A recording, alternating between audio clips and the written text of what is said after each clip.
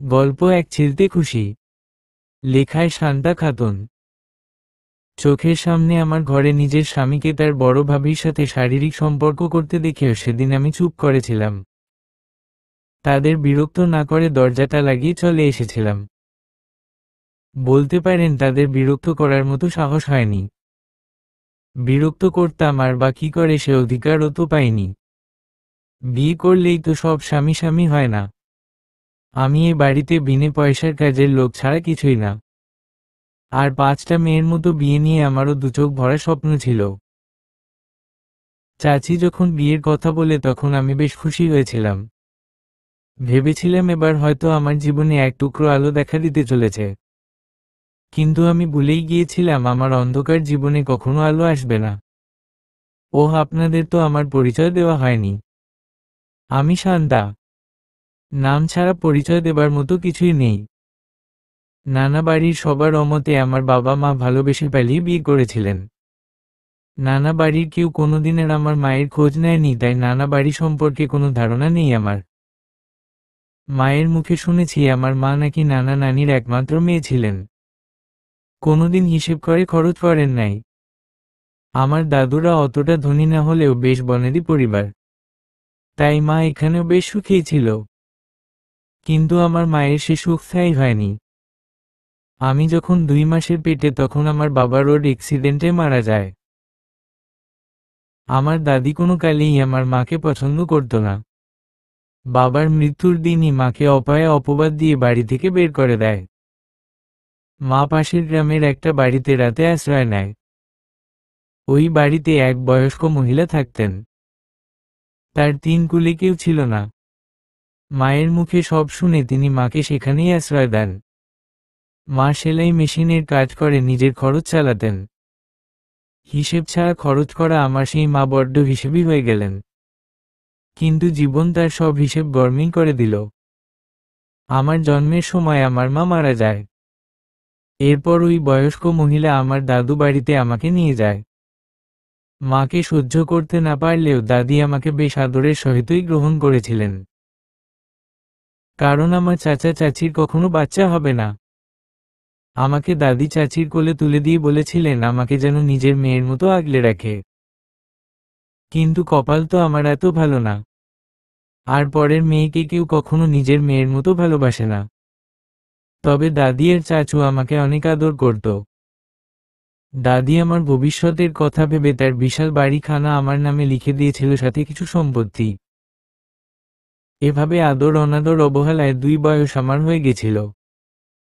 কিন্তু তখনই আমার চাচি গর্ভবতী হয়। আমার চাচাতো বোন হয়। এরপর আর কারো আমার দিকে নজর দেওয়ার সময় হয়নি। বাড়ির এক কোণে পড়ে থাকতাম। সবাই আমার চাচাতো বোনকে অনেক ভালোবাসত। আমার নামে বাড়িটা ছিল বলে বাড়ি থেকে বের করে দিতে পারেনি। তবে অত্যাচারও কম করত না। 5 বছর বয়স থেকেই বাড়ির সমস্ত কাজ আমাকে করতে হতো। আমার থেকে 2 বছরের ছোট আমার চাচাতো বোন। ওকে সবাই রানীর মতো রাখত। আর আমি ছিলাম তার একমাত্র দাসী। কোনো কাজে ভুল হলেই আমার চুল ধরে মারত। আর চাচি তো ভুল হবার অপেক্ষা করত না, সুযোগ পেলেই মারত। যেন আমি মরে গেলেই বেঁচে যায় তারা। চাচা প্রতি সপ্তাহেই আমার চাচাতো বোনের জন্য নতুন নতুন জামা কিনে আনত। আমার তো আর বাবা ছিল না, তাই নতুন জামা পরা হয়নি কখনো। আমার চাচাতো বোনের পুরনো জামাগুলোই পরতাম। তবে তারা একটা কাজ ভালো করেছিল, চাচাতো বোনের সাথে আমাকে স্কুলে ভর্তি করে দিয়েছিল। হয়তো ওকে দেখে রাখার জন্যই। ওহ, বলতে ভুলে গেছি আমার চাচাতো বোনের নাম আলো। ওর নামের মতোই ওর জীবনটাও আলোয় ভরা আর আমারটা অন্ধকার। আলো আর আমি দুজনেই এসসি পরীক্ষা দিয়েছিলাম গত বছর। ও ফেল করে আর আমি গোল্ডেন এ প্লাস পেয়ে পাস করি। এর জন্য চাচি আমাকে অনেক মারধর করে। 2 দিন কোনো খাবার দেয়নি। চাচা প্রথম প্রথম এসব নিয়ে প্রতিবাদ করলেও দাদি মারা যাবার পর আর কোনো প্রতিবাদ করেনি। চাচিও তাই নির্দ্বিধায় অত্যাচার করে যেত। 2 দিন ধরে না খাওয়ার জন্য আমি অসুস্থ হয়ে পড়ি। কেউ একবার আমাকে দেখতেও আসেনি। 3 দিনের দিন চাচি আমাকে ডেকে নিয়ে আসে বাইরে। কয়েক লোক বসে আছে সেখানে। তাদের কথা শুনে বুঝতে পারলাম আমাকে দেখতে এসেছে। তাদের আমাকে পছন্দ হওয়ার পরের দিনই বিয়ে ঠিক করা হয়। বিয়ে নিয়ে কোনো উৎসাহ না থাকলেও মনের কোনো এক চিলতে খুশি ধরা দিয়েছিল, হয়তো এ নরক যন্ত্রণা থেকে মুক্তি পাওয়ার আনন্দেই। দেখতে দেখতে বিয়েটা হয়ে গেল। আমার শাশুড়ি মা প্রথমে আদরে আমাকে ফুল সাজানো একটা ঘরে বসিয়ে দিয়ে গেলেন। বাসর ঘরে বসে আছি আমি, মনের মাঝে নানা ভয় আবার আনন্দের মিশ্র অনুভূতি। এবার বুঝি আমার জীবনে ধরা দিবে এক চিলতে খুশি। এসব ভাবনা আমার ভাবনায় থেকে গেল যখন আমার স্বামী শাফিন নেশা করা অবস্থায় ঘরে প্রবেশ করে। তারপর হাতে থাকা মদের বোতল আমার দিকে ছুঁড়ে মারতেই আমার কপাল অনেকটা কেটে যায়। আমি চিৎকার দিতে গেলে শাফিন আমার গলা চেপে ধরে, বলে তোকে বিয়ে করার কোনো ইচ্ছে ছিল না আমার, বাধ্য হয়ে বিয়ে করেছি তোকে, কখনো আমার স্ত্রীর অধিকার পাবি না তুই। আমি কাঁদতে কাঁদতে মেঝেতে বসে পড়ি। এমন সময় আমার বরের বড় ভাবি আমার যা নিশাত রুমে ঢুকেই আমার সামনে আমার স্বামীকে জড়িয়ে ধরে। আমি অবাকের চরম সীমায় চলে যাই। তাদের নোংরামি চোখে দেখার মতো ছিল না। তাই আমি কাঁদতে কাঁদতে বাইরে চলে আসি। কিছুক্ষণ পর আমার বড় যাও তার রুমে চলে যায়। আমার স্বামীরা 2 ভাই। বড় ভাই কোথায় আছেন কোনো খোঁজ নেই। শুনেছি বাসর রাতেই বাড়ি ছেড়েছিলেন তিনি। আমার হাড়ভাঙা খাটুনি, শাফিনের মার আর তার পরকীয়া এভাবেই চলছিল আমার সংসার। আমার ঘরে আমার চোখের সামনে আমার ঘরে নিজের স্বামীকে তার বড় ভাবির সাথে শারীরিক সম্পর্ক করতে দেখেও তাই তেমন কিছু মনে হয়নি আমার। এই তো নতুন কিছু নয়। আমি দরজা লাগিয়ে রান্নাঘরে চলে আসি। হঠাৎ শাফিন এসে আমাকে এলোপাথারি মারতে থাকে। রান্নাঘরে থাকায় শাফিনের ধাক্কায় আমার একটা স্টিলের খুন্তি উপর আমার হাত পড়ে পুড়ে যায়। আমি করে উঠতেই শাফিন আমার গলা চেপে ধরে বলতে থাকে, তোর সাহস হয় কি করে আমার নিষাদ, বড় ভাবি, কেট উপদেশ দেওয়ার? এটা ওর বাড়ি, ও যা খুশি করবে তাতে তোর কি? তোকে এ বাড়িতে রেখেছি এটা তোর কপাল। এরপর থেকে ওকে কিছু বলার আগে আজকের মারের কথা মনে রাখবি। শাফিন এক নাগারে কথাগুলো বলে চলে যায়। আমি চাইলেই সত্যিগুলো বলতে পারতাম, কিন্তু তাতে কি লাভ? ও তো নিষাদ ভাবিকেই বিশ্বাস করবে। আসলে সকালে আমি যখন নামাজ পড়ে বের হচ্ছিলাম তখন নিষাদ ভাবি মায়ের, শাশুড়ি, উপর চেঁচামেচি করছিল। আমার সাথে খারাপ ব্যবহার করে ঠিক আছে, কিন্তু মায়ের সাথে এমন ব্যবহার আমার সহ্য হয়নি। তাই উনাকে উনার পাপগুলো বলেছি যেন উনি শুধরে যায়। ফলস্বরূপ মার খেলাম। এসব ভাবতে ভাবতে রান্না শেষ করে ঘরে এলাম, মাকে খাবার খাওয়ার জন্য ডাকতে যাচ্ছিলাম তখনই নিষাদ ভাবির ঘরের ভেতর থেকে ফিস ফিস করে কথা বলার আওয়াজ ভেসে আসে। উনি কাকে যেন বলছিলেন আমাদের প্ল্যানের প্রথম ধাপ সাকসেসফুল। শাফিন এখন আমার কথা বেদ বাক্যের মতো পালন করে। আর মাত্র কয়েকটা দিন তারপর আমাদের প্ল্যান পুরোপুরি সাকসেসফুল হবে। অপর পাশ থেকে কিছু বলে লোকটি বাহিরে থেকে আমি তার কথা শুনতে পাচ্ছি না। উত্তরে ভাবি বলে, ভাবি আরে ওর কথা বাদ দাও, ওই মেয়েকে শাফিন সহ্যই করতে পারে না। ওকে নিয়ে কোনো চিন্তা করতে হবে না। বিকেলে তুমি কফি হাউজে এসো, ওখানেই কথা হবে। রাখছি। বলেই ভাবি ফোন কেটে দেয়। উনি এতক্ষণ তার সাথে কথা বলছেন তা আমি বুঝতে না পারলেও এটা বুঝতে পারছি ভাবি একা নয়, ওর সাথে আরও কেউ আছে যারা এই পরিবারের ক্ষতি করতে চায়। ভাবিকে নজরে রাখতে হবে। বিকেলে ভাবি রেডি হয়ে বের হতেই আমিও ভাবির পেছনে পেছনে বের হই। কফি হাউজে ভাবি একটা লোকের সাথে গিয়ে বসে। আমি ওদের পাশেই একটা টেবিলে বসি। আমি বোরখা পরে আছি তাই ওরা আমাকে দেখলেও চিনতে পারবে না। ভাবি লোকটার সাথে বেশ হেসে হেসেই কথা বলছে। লোকটাকে এর আগে আমি কখনো দেখিনি, তবে খুব চেনা চেনা লাগছে। ভাবি ওনাকে আমাদের বাড়িতে ঘটা সবকিছু বলছে আর লোকটা বেশ মনোযোগ দিয়ে শুনছে। এরপর লোকটা ভাবির হাতে একটা ঔষধের প্যাকেট দিয়ে বলে, এটা শাফিনকে আগের মতোই দিতে থাকো, তাহলে আর কোনোদিন ওর ব্রেইনে তুমি ছাড়া অন্য কিছু থাকবে না। ও নেশায় বিভোর থাকবে সব সময়, আর তুমি তা বলবে তাই শুনবে। আমি মনে মনে ভাবছি, তার মানে শাফিন এই ঔষধগুলোর জন্যই এমন ব্যবহার করে। কিন্তু এসব করে এদের কি লাভ? লোকটা একটু থেমে আবার ভাবিকে বলে, লোকটা নিষাদ, তুমি কিন্তু এখনো বললে না তুমি কেন আমাদের সাহায্য করছো। ভাবি সময় হলেই সব জানতে পারবেন। আজ আসি। তারপর ভাবি ওখান থেকে চলে আসে। বাড়িতে আসার পর আমি সুযোগ বুঝে ভাবির ঘরে ঢুকি, কিন্তু অনেক খুঁজেও ঔষধগুলো পাইনি। তারপর শাফিনের কাছে এসে দেখি ওই ঔষধ খাচ্ছে। আমি ওর কাছে গিয়ে জিজ্ঞেস করি, কিসের ঔষধ খাচ্ছেনটা আপনি? শাফিন, আমি তোকে সেই কৈফিয়ত দেব না, এই ঔষধগুলো নিষাদ আমাকে খেতে বলেছে। ও বললে, শুধু ঔষধ নয়, আমি বিষও খেতে পারি। দেখতে দেখতে 7 দিন কেটে গেছে। এখন শাফিন অনেকটাই স্বাভাবিক, আমি ওর ঔষধগুলো বদলে দিয়েছি। তবে ভাবির সাথে সম্পর্ক আগের মতোই চলছে ওর। শাফিনের ভাবি আর ওর সেদিনের ওই লোকটার সাথে দেখা করতে গিয়েছিলেন। উনি ভাবিকে কি একটা কাগজ দিয়ে বললেন ওখানে শাফিনের সই নিতে। আমি ভাবির ঘরে ঢুকে কাগজটা খুঁজে বের করি। ভাবি সব সময় আমার ঘরে শাফিনের কাছেই থাকে, তাই ওর ঘরে ঢুকতে আমার সমস্যা হয় না। কাগজটা দেখে বোঝা যাচ্ছে এটা আমার আর শাফিন একটা ডিভোর্স পেপার। লোকটা আমার আর শাফিনের ডিভোর্স কেন করাতে চান, কি লাভ ওনার? আমি ছাদে কাপড় মেলছিলাম আর এসব এমন সময় মা ডাক দেয় আমাকে। আমি নিচে নেমে মায়ের ঘরে গিয়ে দেখি মা নেই। আলমারির দরজাটাও খোলা, নিচে কয়েকটা কাগজ পড়ে আছে।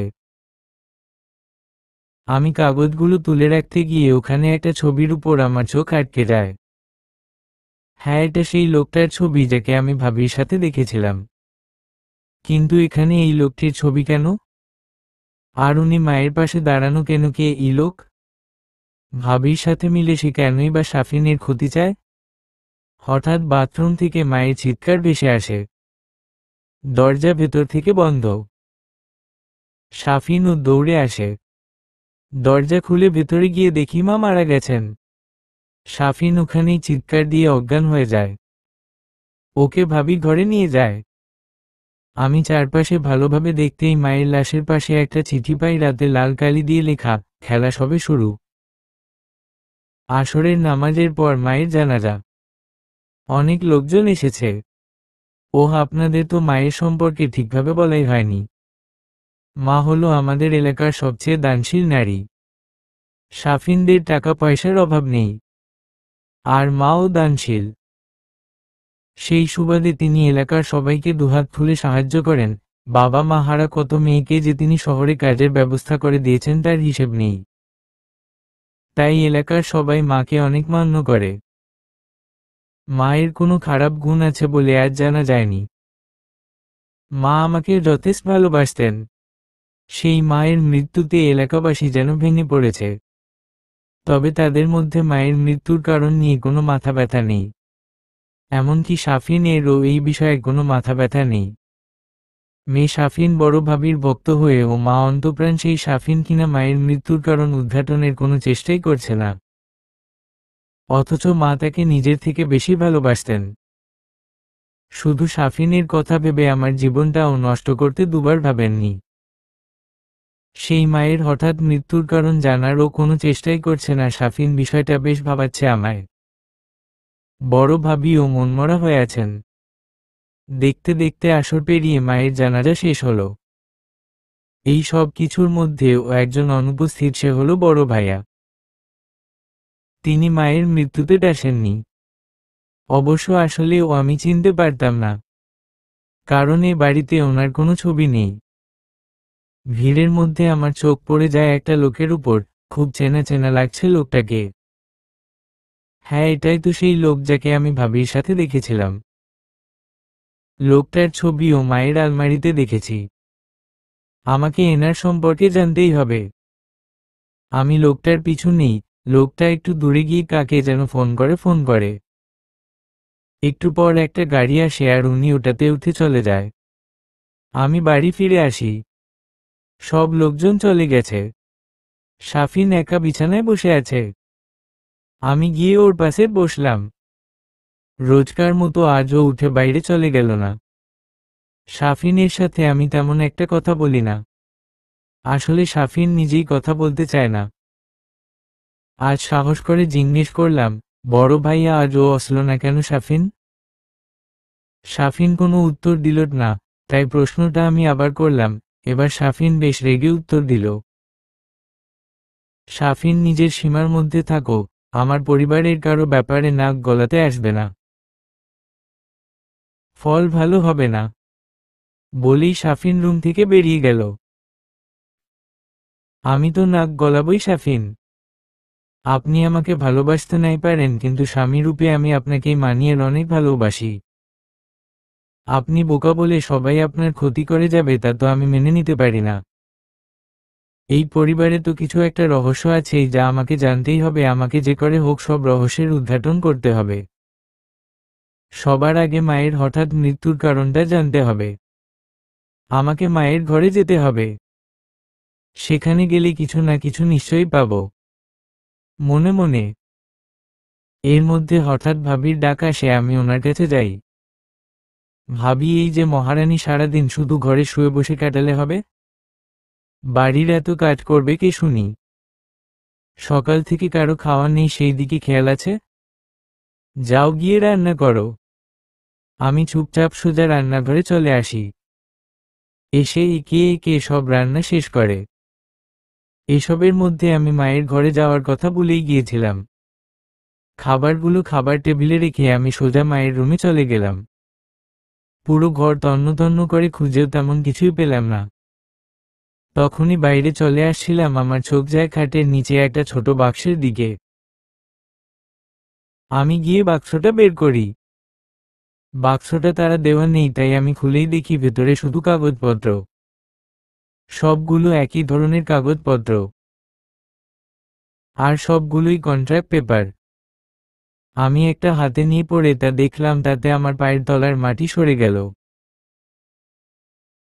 এখানে স্পষ্ট লেখা আছে, মা নারী ব্যবসায়ী। এখানে মায়ের পাশাপাশি আরেকটা মানুষেরও স্বাক্ষর আছে, শাফিন। তার মানে মা আর শাফিন মিলে এতদিন নারী ব্যবসা করত। হঠাৎ করেই আমার মাথায় পেছনে থেকে খুব জোরে একটা আঘাত লাগে। আমি পেছনে ঘুরতেই চারপাশ ঝাপসা হয়ে আসে, আমি জ্ঞান হারাই। জ্ঞান ফিরতেই নিজেকে আমাদের রুমে শোয়া অবস্থায় দেখতে পাই। আমার আশেপাশে কাউকে দেখতে পাচ্ছি না। আমি ভাবিকে ডাকতে থাকি। ভাবি আমার ডাক শুনে ঘরে এসে বেশ বিরক্তির সাথে বলতে থাকে, এত চেঁচামেচি করছো কেন? কি হয়েছে? ভাবি, আমাকে এখানে কে নিয়ে আসছে? ভাবি, এখানে কে নিয়ে আসছে মানে তুমি তো এখানেই ছিলে। আমি তো মায়ের ঘরে জ্ঞান হারিয়েছিলাম, মাথায় খুব জোরে আঘাতও পেয়েছিলাম। ভাবি, সকাল সকাল কি ভুলভাল বলছো? ভালো করে মাথায় হাত দিয়ে দেখো তো কোথাও কোনো ব্যথা আছে নাকি। আমি মাথায় হাত দিয়ে দেখি কোনো ব্যথা নেই। ভাবি, কি ব্যথা নেই তাই তো? থাকবে কি করে, তুমি এতক্ষণ স্বপ্ন দেখছিলে। যত সব নেকামো। অনেক বেলা হয়ে গেছে, যাও রান্নাঘরে গিয়ে নাস্তা তৈরি করো আমাদের জন্য। আমি ওটোটাকে স্বপ্ন ভেবেই রান্নাঘরে চলে যাই। কত বাজে স্বপ্নই না ছিল। মা কিছুতেই এত নিচু কাজ করতেই পারে না। আর শাফিনও যতই খারাপ হোক, ও এমন কাজ কখনোই করবে না। আমি অযথাই ভুল ভাবছি। তবে স্বপ্নটা একদম বাস্তবের মতোই ছিল। এসব ভাবতে ভাবতে নাস্তা তৈরি করলাম। তারপর ওয়াশরুমে চোখে মুখে পানি দিয়ে শাড়ি দিয়ে মুখ মুছতে গিয়ে দেখি শাড়ির সাথে এক টুকরো কাগজ। কাগজে মা আর শাফিনের সই জ্বলজ্বল করছে। তার মানে আমি এতক্ষণ স্বপ্ন দেখছিলাম না, সবকিছু সত্যি ছিল। তাহলে আমি আমার রুমে আসলাম কিভাবে? আমি তো মায়ের রুমে মাথায় আঘাত লাগার কারণে জ্ঞান হারিয়েছিলাম। আর ভাবি আমাকে মিথ্যা বলল কেন? এর মধ্যে বড় কোনো রহস্য আছে। মেয়ে করে হোক আমাকে তা জানতেই হবে। ঘুম থেকে উঠার পর থেকে সাফিনকে কোথাও দেখছি না। ভাবিকে জিজ্ঞেস করতেই ভাবি বলল সাফিন নাকি ব্যবসার কাজে শহরে গেছে, 2 দিন পর আসবে। আর কেউ না জানুক, আমি তো জানি এদের ব্যবসা মানে গ্রামের সহজ সরল অসহায় মেয়েদের চাকরি দেবার নামে দেশের বাইরে পাচার করা। আমাকে যে করেই হোক মেয়েগুলোকে বাঁচাতে হবে। মায়ের ঘরে তার জন্য আমাকে আবার যেতে হবে।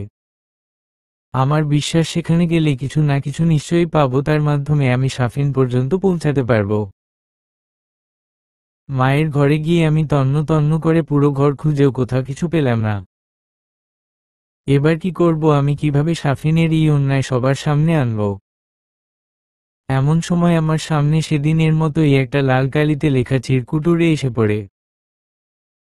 আমি চিরকুটটা হাতে নিয়ে দেখি সেখানে একটা ঠিকানা লেখা আর নিচে স্পষ্ট করে লেখা, আগামীকাল মেয়েগুলোকে শহরের বাইরে পাচার করে দেওয়া হবে। উপরের ঠিকানায় আছে মেয়েগুলো, ওদের বাঁচাও। আমি চিরকুটটা দেখে বেশ থতমত খেয়ে যাই, কারণ আমার পূর্ণ বিশ্বাস মায়ের মৃত্যুর সাথে এই চিরকুট প্রদানকারীর কোনো না কোনো যোগসূত্র তো আছেই। তাকে বিশ্বাস করাটা কি ঠিক হবে? ওই ঠিকানায় যাব কিনা ভাবতে থাকি। তারপর সিদ্ধান্ত নিয়ে নেই আমি যাব ওখানে, কারণ আমার তো আর কিছু হারানোর নেই। আমি ওর ঠিকানায় পৌঁছাতে পৌঁছাতে সন্ধ্যা হয়ে যায়। বেশ পুরনো একটা ডুপ্লেক্স বাড়ি। বাড়ির চারপাশে শুনশান নীরবতা, ঠিক যেন এক ভূতের বাড়ি। আমি আস্তে আস্তে ফোনের আলো জ্বেলে ভেতরের দিকে যেতে থাকি। আস্তে আস্তে আমি বাড়িটার একদম ভেতরে চলে যাই। দোতলার একটা রুম থেকে কান্নার আওয়াজ ভেসে আসছে। তার মানে মেয়েগুলো ওখানেই আছে। আমি ওখানে যেতেই একটা হাত আমার গালে সজোরে আঘাত করে। আমি ঘুরে দাঁড়াতেই দেখি সাফিন দাঁড়িয়ে আছে। এ আমাকে টেনে হিঁচড়ে একটা ঘরে নিয়ে গিয়ে দরজা বন্ধ করে দেয়। তারপর বলতে থাকে, সাফিন, ভেবেছিলাম কালকের ঘটনা তুই স্বপ্ন ভেবে ভুলে যাবি, কিন্তু তুই তো মহাশেয়া, এতদূর পর্যন্ত পৌঁছে গেছিস। কালই তোকে শেষ করে দিতে চেয়েছিলাম, কিন্তু ভাবলাম একটা সুযোগ দেই, কিন্তু তোর ভাগ্য বোধহয় আর সাথ দিল না তোর। এবার কে বাঁচাবে তোকে? বলেই সাফিন আমার গলা চেপে ধরে।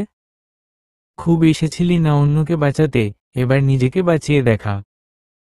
আমি আমার সর্বোচ্চ শক্তি দিয়ে ধাক্কা দিয়ে সাফিনকে সরাতে পারিনি। আমার দম বন্ধ হয়ে যাচ্ছিল, চোখের সামনে নিজের মৃত্যু দেখতে পাচ্ছি আমি। এমন সময় এক মধ্যবয়স্ক লোক রুমে প্রবেশ করে চিৎকার দিয়ে বলে, সাফিন, ছেড়ে দাও ওকে। কথাটা কানে পৌঁছাতেই সাফিন ছেড়ে দেয় আমাকে। আমি কাশতে থাকি। লোকটা আমার দিকে একটা পানির গ্লাস এগিয়ে দেয়, আমি পানিগুলো এক নিঃশ্বাসে খেয়ে নেই। সাফিন মামা, তুমি ওকে ছেড়ে দিতে বললে কেন? তুমি জানো ও আমাদের ব্যাপারে সব জেনে গেছে। মামা, সব সময় মাথা গরম করতে নেই। 10 বছর ধরে তোর মা আর আমি এই লাইনে আছি, এখন তুইও রোগ দিয়েছিস, তবুও এত বোকা বোকা কাজ করিস কিভাবে? আর এত সুন্দর মেয়েকে মেরে ফেলে আমাদের কি লাভ? তার থেকে বরং আমরা ওরে অন্য কাজে লাগাই। আমি মনে মনে বলতে থাকি, এটা তাহলে সাফিনের মামা, কিন্তু এই লোকটা চাইছেটা কি? সাফিন, কিন্তু ওরে আমরা কি কাজে লাগাবো? ও তো অনেকটাই ছোট। আমরা তো সব সময় 20 বছরের উপরের বয়সী মেয়েদের পাচার করি। মামা, ওকে পাচার করতে না পারলেও আমাদের ক্লায়েন্টদের মনোরঞ্জনের জন্য তো ব্যবহার করতে পারি। তোর বউ তো যথেষ্ট সুন্দর, আর তুই ওকে ছুঁয়ে ছুঁয়ে দেখিসনি। এমন কম বয়সী ভার্জিন মেয়ে পেলে তো ক্লায়েন্টরা আরো খুশি হয়ে যাবে। আর মনোরঞ্জনটা না হয় আমি শুরু করি। সাফিন, তোমার মা ইচ্ছা তাই করো মামা, আমার কোনো সমস্যা নেই। এত বয়স হয়ে গেল তাও তুমি বদলালেও না। আমি দরজা লাগিয়ে বাইরে চলে যাচ্ছি। ক্লায়েন্টরা আসবে কাল, সব ব্যবস্থা করতে হবে। কথা বলেই সাফিন দরজা লাগিয়ে বাইরে চলে যায়। আমি চিৎকার করে সাফিনকে ডাকতে থাকি, সাফিন, দয়া করে আমার সাথে এমন করবেন না, যতই হোক আমি তো আপনার স্ত্রী, ছেড়ে দিন আমাকে। কিন্তু সাফিন আর আসে না। এইদিকে সাফিনের মামা লালসার দৃষ্টিতে আমার দিকে তাকিয়ে এগোতে থাকে, আর আমি এক পা করে পেছাতে থাকি। সাফিনের মামা আমার আঁচল টেনে ধরে, আমার কোনো কাকুতি মিনতি তার লালসার দৃষ্টিকে সরাতে পারে না। তবে কি এভাবেই মামা শ্বশুরের হাতে চলে যাবে আমার সম্মান? আমি খুব ভয় পেয়ে পাই আর ওনার কাছে নিজের সম্মান ভিক্ষা চেয়ে পেছাতে থাকি। উনি আমার কোনো অনুরোধ কানেই তুলছেন না, সামনে এগিয়ে আসতে থাকেন। আমি পেছাতে পেছাতে একটা টেবিলের সাথে ধাক্কা খাই। উনি আমার দিকে হাত বাড়াতেই আমি টেবিলে থাকা কাচের জগ দিয়ে উনার মাথায় আঘাত করি। তারপর উনাকে ধাক্কা দিয়ে দরজা খুলে দৌড়াতে থাকি। কতক্ষণ আমি দৌড়েছি জানি না। একটা সময় পর আমি জ্ঞান হারাই। জ্ঞান ফেরার পর আমি নিজেকে একটা তালাবদ্ধ ঘরে বন্দি দেখতে পাই। দরজার সামনে গিয়ে চিৎকার করতে বলতে থাকি, বাইরে কেউ আছেন, দরজা খুলুন, কেউ আছেন? আমার চিৎকার শুনে একটা বয়স্ক মহিলা ঘরে ঢুকলেন। তারপর আমাকে জিজ্ঞেস করল, কিছু লাগবে মা তোমার? আমি এখানে এলাম কিভাবে? আমার ছেলে তোমাকে ভোরবেলা অজ্ঞান অবস্থায় এখানে নিয়ে এসেছে। কে মা তুমি? এরপর আমি ওনার কাছে সব ঘটনা খুলে বলি। উনি বলেন, আচ্ছা তুমি চিন্তা করো না, আমার ছেলে আসলে, ওর সাথে কথা বলো, আমি নাস্তা দিয়ে যাচ্ছি, তুমি ফ্রেশ হয়ে খেয়ে নাও। এরপর আমি ফ্রেশ হয়ে নাস্তা খেয়ে ঘুমিয়ে পড়ি। ঘুম থেকে উঠার পর বাহিরে একটা পুরুষ কণ্ঠ শুনতে পাই।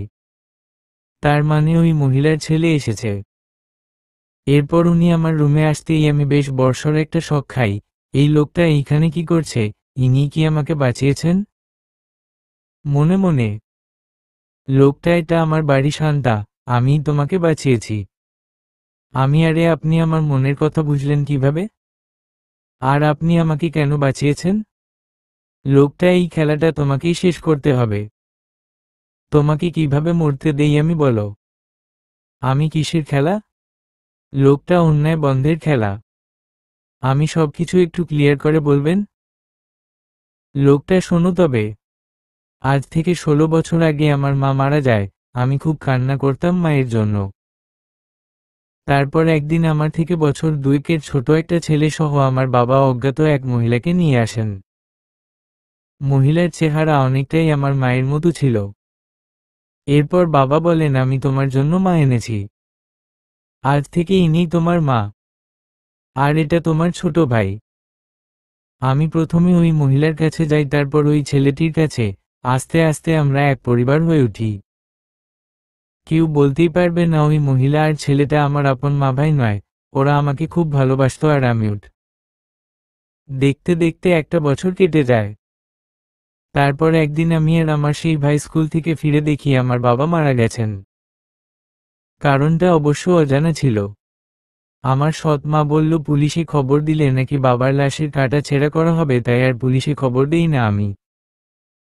বাবার দাফন কাফন শেষ হয়, সাথে আমার প্রতি আমার মা ভাইয়ের ভালোবাসাও।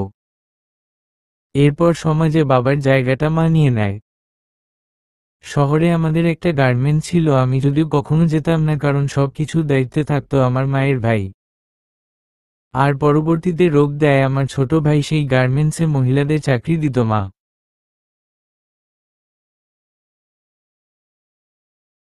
আমি সব সময় ঘরেই থাকতাম। এরপর স্কুল পাশ করে কলেজে যেতে লাগলাম।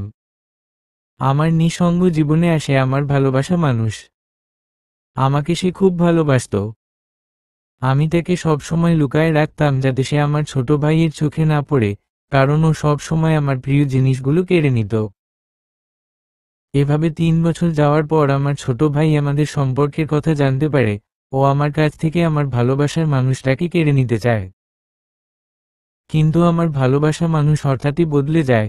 সেও আমাকে আগের মতো পাত্তা দেয় না। তারপর একদিন আমার ছোট ভাইয়ের সাথে ওকে দেখি। আমার কলিজাটা সেদিন ফেটে যাচ্ছিল। আমি পুরো পাগল হয়ে যাই। আমার অবস্থা বেগতিক দেখে আমাকে বিয়ে দেওয়ার সিদ্ধান্ত নেওয়া হয়। বরাবরের মতো সেদিনও আমি মায়ের কথা ফেলতে পারি নাই। বিয়ে করি। তারপর বাসর ঘরে বউরূপে দেখতে পাই আমার সেই ভালোবাসার মানুষ নিশাদকে। আমি, তার মানে নিশাদ ভাবিই আপনার ভালোবাসার মানুষ? লোকটা, হ্যাঁ। আমি শাহরিয়ার খান, শাফিন খানের বড় ভাই। আর ওর মায়ের বড় ছেলে। অবশ্য সৎ ভাই আর সৎ ছেলে, হা হা হা। আমি, তারপর কি হলো ভাইয়া? শাহরিয়ার ভাইয়া আবার বলতে লাগলো, সেদিন নিশাতের কথা শুনে আমার মাথায় খুন চেপে যায়, আমি বাড়ি থেকে বের হয়ে যাই। তারপর অতিরিক্ত স্ট্রেসের কারণে আমি মাথা ঘুরে পড়ে যাই এই মহিলার গাড়ির সামনে যে একটু আগে আমাকে ছেলে বলে পরিচয় দিয়েছে। এরপর উনি আমাকে এই বাড়িতে নিয়ে আসেন। আমি একটু স্বাভাবিক হলে নিশাত আমাকে যা বলেছে সম্পূর্ণ ঘটনা খুলে বলতে শুরু করি। নিশাতকে বাসর ঘরে দেখে আমি অনেক রেগে যাই, ওকে বলি, ও কেন আমার জীবন নিয়ে ছিনিমিনি খেলেছে এতগুলো বছর। উত্তরে নিশাত বলে সে ইচ্ছা করে এসব করে নাই। শাফিন যখন ওকে প্রপোজ করে তখন ও সরাসরি বারণ করে দেয়। শাফিন এই অপমান কিছুতেই মেনে নিতে পারেনি, সে নিশাতের মা আর ছোটকে অপহরণ করে। নিশাত এসব জানার পর শাফিনকে চড় মারে। এতে শাফিন আরও বেশি রেগে যায়। সে নিশাতের চোখের সামনে তার ছোট বোনকে রেপ করতে যায়। সবকিছু এর দ্রুত হচ্ছিল এদিন যে নিশাত দিশেহারা হয়ে পড়ে। সে শাফিনকে বলে তার মা বোনকে ছেড়ে দিতে, সে শাফিনের সব কথা শুনবে।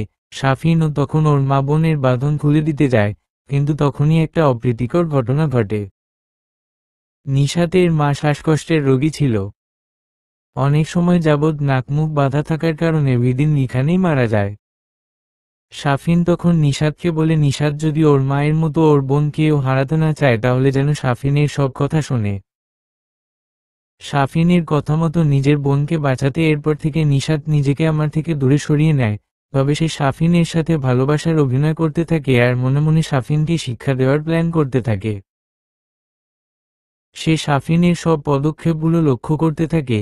এভাবেই সে জানতে পারে শাফিন আর ওর মা নারী পাচারের ব্যবস্থা করে শহরে গার্মেন্টস ব্যবসার নামে, আর নিশাতের মিথ্যা ভালোবাসার মায়াজালে শাফিনও ফেঁসে যায়। শাফিন নিজেই নিশাতের সাথে তার কুকর্মের কথা শেয়ার করতে থাকে। এইদিকে আমার অবস্থা খারাপ হয়ে যায় আর আমার নামেই সব সম্পত্তি ছিল বলে নিশাতের সাথে আমার বিয়ে দেয়। বিয়ের আগে শাফিন নিজ মুখেই বলে সে সম্পত্তি আর টাকার জন্য সব করতে পারে, সম্পত্তির জন্যই সে আর তার মা মিলে বাবাকে খুন করেছে। তাদের সাথে চালাকি করলে নিশাতের বোনকে ওরা মেরে ফেলবে। নিশাতের মুখে এসব কথা শুনে আমার মাথায় খুন চেপে যায়। আমার মা আর ভাই আমার নিজের বাবার খুনিয়ের এত খারাপ কাজের সাথে জড়িত শুনে রাগে দুঃখে বাসা থেকে বের হয়ে আসি। উনি ওই মহিলাকে দেখিয়ে সব শুনে আমাকে এখানে থাকতে দেন। এরপর নিশাত আমাকে ফোন দেয়, বলে যারা ওর মা আর আমার বাবাকে খুন করেছে তাদেরও উচিত শিক্ষা দিবে, তাদের বাঁচার কোনো অধিকার নেই। আমিও ওর প্ল্যানে যুক্ত হই।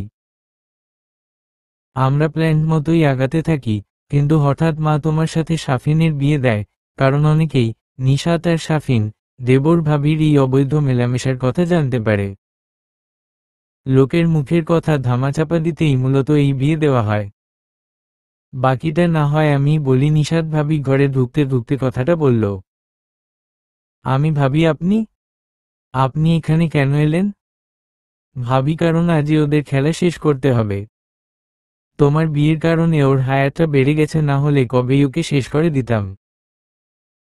তোমার সাথে ওর বিয়ের পর তোমার সামনেই আমি শাফিনের সাথে ঘনিষ্ঠ হই যাতে তুমি এসব সহ্য করতে না পেরে চলে যাও, আর তোমার কোনো ক্ষতি না হয়। কিন্তু তুমি যাওনি।